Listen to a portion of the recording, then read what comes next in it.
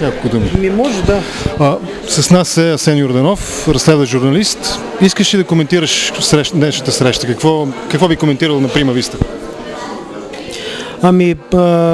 Значи ние, така наречените журналисти маргинали, както ни определиха тук, не знам по какъв критерий, без да го предизвикваме. Общо взето сме инцидентно попаднали на тази среща.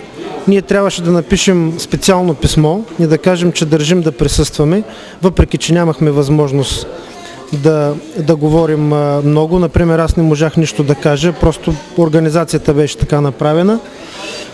И според мен това е една общо взето казионна среща, но искам веднага да добавя, че дори казионна, тази среща е нещо много положително, нещо много така добро с оглед на ситуацията, в която се намира свободата на словото в България.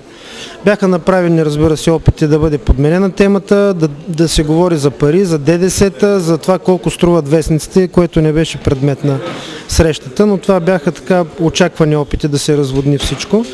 Но присъствието на Нели Круз тук, интереса на Европейската комисия към това какво се случва в България от гледна точка на свобода на словото и на собственост на медиите е според мен в момента единствения коректив, който дава някаква гаранция, че нещата все пак ще се променят в положителна насока и няма да останат същи. Много пъти повториха в залата, ако не ме лъже паметта, госпожа Кръстева, господин Тошев споменаха, че подписалите писмото, така наречените независими журналисти, се финансират от организираната престъпност. Споменах Алексей Петров. Как би коментирал това? Не знам. Те трябваше да кажат поименно, според мен, кои са журналистите или медиите, които са финансирани от Алексей Петров. Така трябва да се говори. Щом се говори с конкретни имена, трябва да се говори до края. Не може да се словоблудства. И никой от нас не си позволи подобно словоблудство, но това, което те говорят, то се остава за тяхна сметка. Аз лично смятах, че те трябва да бъдат конкретни до край и да се аргументират и да докажат това, което казват, защото мен също ме интересува кои са медиите, които са финансирани от организираната престъпност. Медията, която аз представлявам, сайта Бивол, чийто директор съм, например, когато правим публикации, когато ние твърдим нещо, ние се служим с доказателства, с документи и с неопровержими факти, за да доказваме своята правота. И нямаме, което е доказано и можем да го докажем с публикацията си, нямаме абсолютно никаква цензура спрямо никой. Нито спрямо Единия съюз, нито спрямо Другия съюз, нито спрямо Алексей Петров, нито спрямо хората, които са приближени до правителство.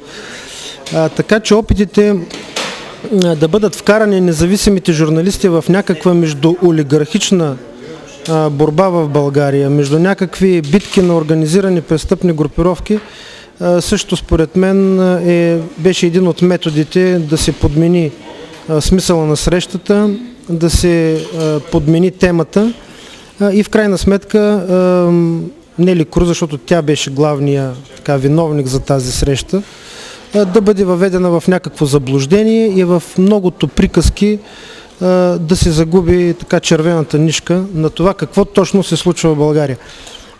Според мен госпожа Круз не се поддаде, стана ясно, не се поддаде на тези провокации. Тя много добре прецени кой какво говори и смятам, че постави на място хората, които си позволиха да словоблудстват. Двама души от Асоциацията на европейските журналисти в България предложиха механизма за наблюдение и проверка да се разпростре и върху медийната среда в България. Ти как би коментирал това? Разумно ли е? Нормално? Как се казва? Необходимо ли е? Необходимо е, разбира се. Значи, според мен, ние няма какво да си чешем езиците и да губим безкрайно дълго време в това да измисляме средства и методи, според които да оздравим медийната среда в България. Просто това го казахме и в декларацията, общата декларация, която прочете Кристина, че трябва европейските принципи за прозрачност и собственост в медиите да се приложат в България. Колкото по-бързо се приложат тези принципи, колкото по-бързо има санкциониращ орган, който да следи за това каква е собствеността на медиите и той да бъде под наблюдението на Европейската комисия, респективно Евросъюза, толкова по-бързо ще се оздрави ситуацията в България. Защото всички виждат, както и в европейските институции е ясно, че в България ситуацията със свободата на словото е болна. Имаме една болестна ситуация с медиите и това всъщност е причината да се състоят подобни срещи. Като човек, който пише в интернет основно, би ли коментирал думите на Ирен Кръстева, че iPad-ите, технологиите са нещо лошо, защото по-малко се помни, затова по-важни са едва ли не печатните медии, или не ти се занимава с това? Аз мисля, че тези думи трябва да ги оставим без коментар. Аз в момента пиша в интернет, защото от 5 години съм без работа и останах, въпреки че до 20 години съм журналист и бях вестникар и съм работил в най-големите национални ежедневници.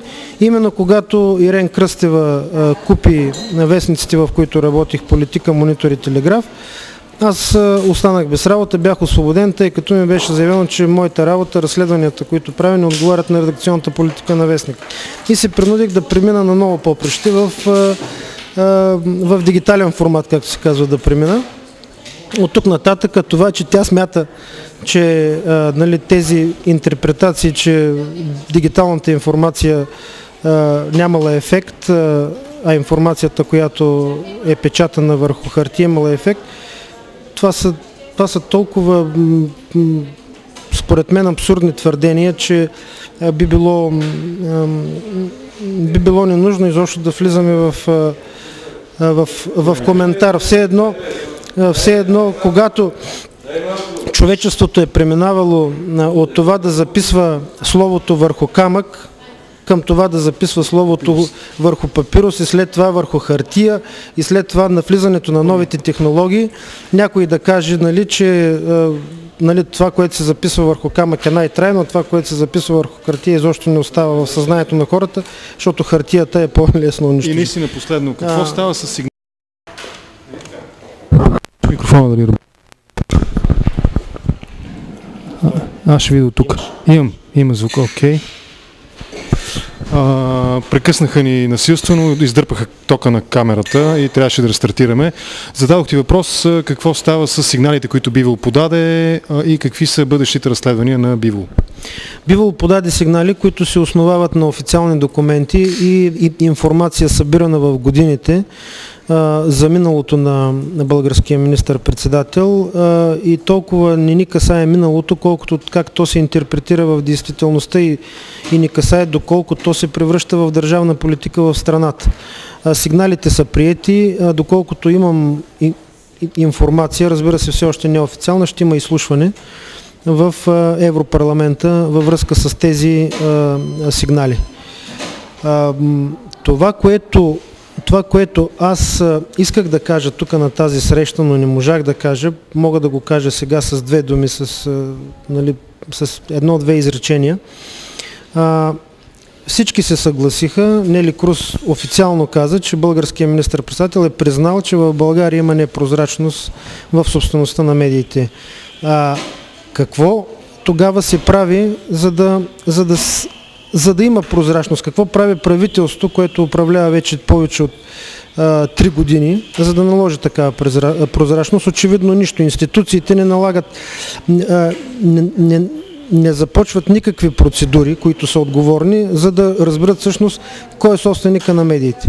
От гледна точка на това, че медиите са един много сериозен коректив за демократичните процеси, един много сериозен фактор въобще за развитието на демократичното общество, аз мисля, че това би трябвало да бъде основна задача.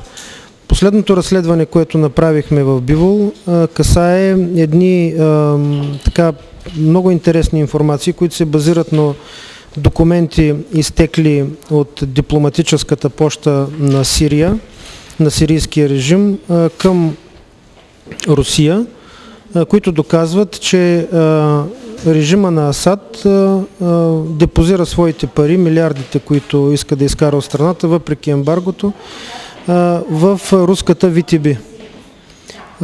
Тази банка е така скандално известна в България с близките си връзки с Корпоративна търговска банка, с която участват в няколко от приватизационните процеси в страната.